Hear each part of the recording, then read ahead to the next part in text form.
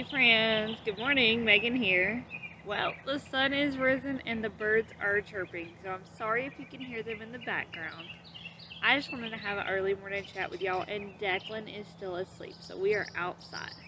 Plus, it's a pretty morning today. So today I want to talk to y'all about the 5 ways that we are starting to prepare to homestead and how we're going about achieving our goals. If you've been around for a little bit, or you followed us on one of our Instagrams or Facebook pages, then you know that we actually live in an RV. I am a travel nurse. We're traveling the United States, searching for our perfect homestead, and we haven't had any luck in finding it yet. But that's not going to stop us from preparing to homestead. Homesteading is our goal. It's our dream in life, and we want to start on it now. Why wait?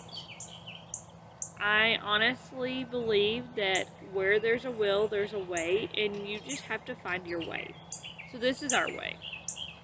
And I'm going to share with you today what we're doing, so maybe you can start doing these things too. So, number one is obviously finding the property to start homesteading. We really sat down and communicated with each other what we want in our future. We've decided on we want about 20 acres of land. That will give us room to start, but also room to grow.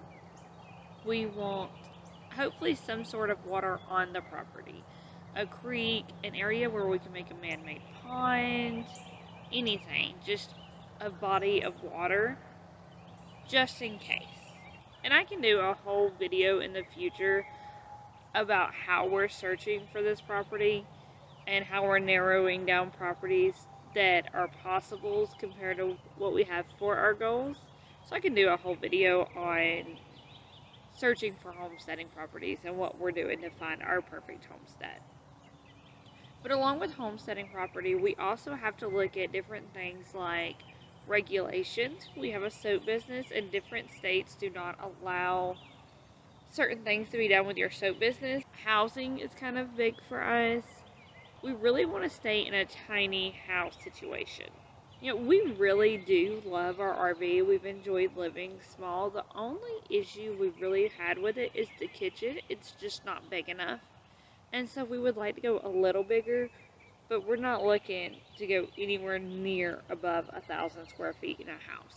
And some states and counties do have regulations on what size your housing can be. So that's another kind of bone of contention with us that we're having to take into account. So number 2 is we need to think about our garden. We want to be able to produce at least 75% of our fruits and vegetables ourselves. And so we need to, for one, learn how to garden. And so I'm actually doing that by learning how to garden in containers right here in our RV. Like I said, where there's a will, there's a way. You just have to find your way. And I'm not going to let not having property stop me from learning to garden. And you shouldn't let it stop you either. So I have 5-gallon buckets that I'm currently growing in. And when they were seeds and everything, I just bought a UV light offline and put over them so that they would have UV light when it was cold outside or when I didn't have a place to put them outside. And then I just take them outside. Even if it's only, you can only take them outside for a couple hours a day while you're out there or something. It's better than nothing, and you get to learn.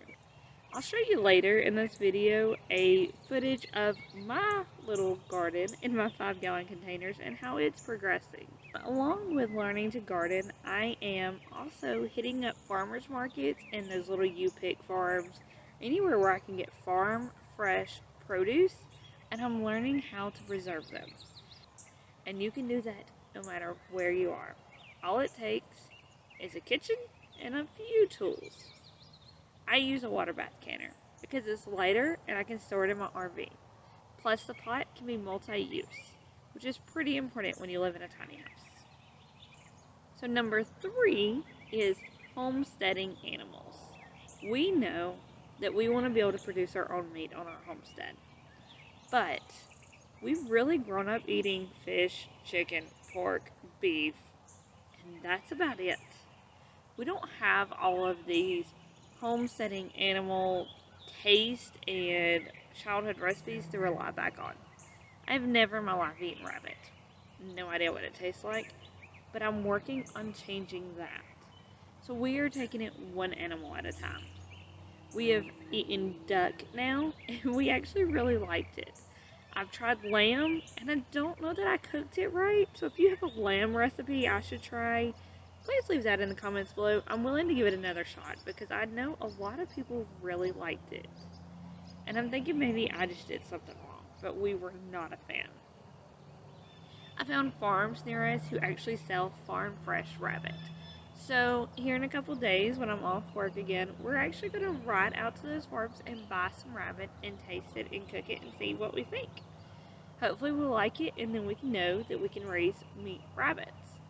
Another thing is pastured pork and grass-fed beef don't actually taste like what you buy at the store. So we have purchased pastured pork sausage actually from a local farmer's market. We're going to go back and get some more different cuts of pork, and we're trying grass-fed beef, and we're just seeing how we like each thing. And I'm learning recipes to cook each item, which is pretty important if you butcher a whole hog and you need to know how to cook those things.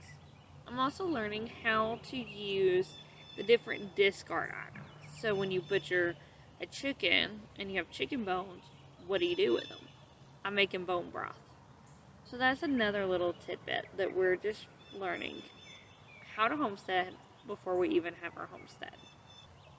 So number 4 is a homestead business. While you can work pretty hard at a homestead to make it cheap to operate, re-save all your seeds so you don't have to purchase new seeds, raise your animals to breed so that you don't have to purchase new animals, things like that, you can't really homestead for free. Nothing in this world is free. And so you have to be able to fund your homestead. Now, you can do this by working outside of the homestead, having a normal job, turning something you produce on your homestead into a profit, or having a business that commingles with that homestead. And we actually already have a business in place. For about a year and a half now, we have had a soap company that we have run and operated out of our home, and we really enjoy it. I love to make soap. I love to make all natural soap and be able to provide skincare for other families where they can actually rely and trust the ingredients in it, because I don't put unnecessary ingredients. I don't do synthetic fragrances or synthetic colorants. I just don't find a point in it when I can use the natural stuff instead. And so I really love being able to offer that to other families. Now I am thinking, how can I intertwine a homestead with the soap business I already have in place? We are also looking at breeding possible animals. Whatever animals we decide to rely on for our meat, we want to learn to breed them so that we can sell our excess animals, and that will help to cover the cost of our meat. Right now, we are actually learning through books that we're buying, conferences. We're actually attending the Homesteaders of America conference in October in Virginia. If you're going to be there, let us know. We want to meet up with you. We are also learning through YouTube. YouTube has been a source of knowledge. There are so many videos on here on how to butcher, and butchers who are breaking down these animals and showing you how to do it. We are also visiting farmers markets, like I previously mentioned, to get our produce, but also to scope out other business competition. We want to know, what are other people doing that draws us to their booth? What are we really liking, and what's working for them? Market research is really big in having a business, so we're starting that research today. And if you want to start a homestead business, you should too. The 5th thing that we are doing to prepare for our homestead is learning how to cook for that homestead. When you have whole chickens coming in, all the different parts of a pig or a cow, maybe some rabbit, you have to learn how to use those products. It's not going to be where you just have a 6-pack of pork chops. You're going to have all different kinds of meat cuts, because you're going to have the whole hog. So you have to learn how to use each of those things, how to develop recipes, or to store some recipes away on how to use those best, and that your family really likes. You don't want to get onto your homestead and work so hard to raise up this pastured raised pork, slaughter it, and then start experimenting with recipes and not like them. Start now. Learn how to cook today for your future homestead.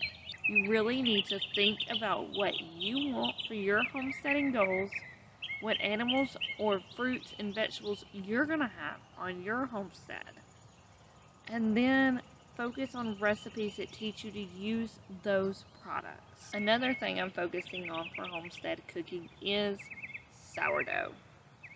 I know it's like the thing that every homesteader has sitting on their kitchen counter, and I actually have it sitting on my kitchen counter too.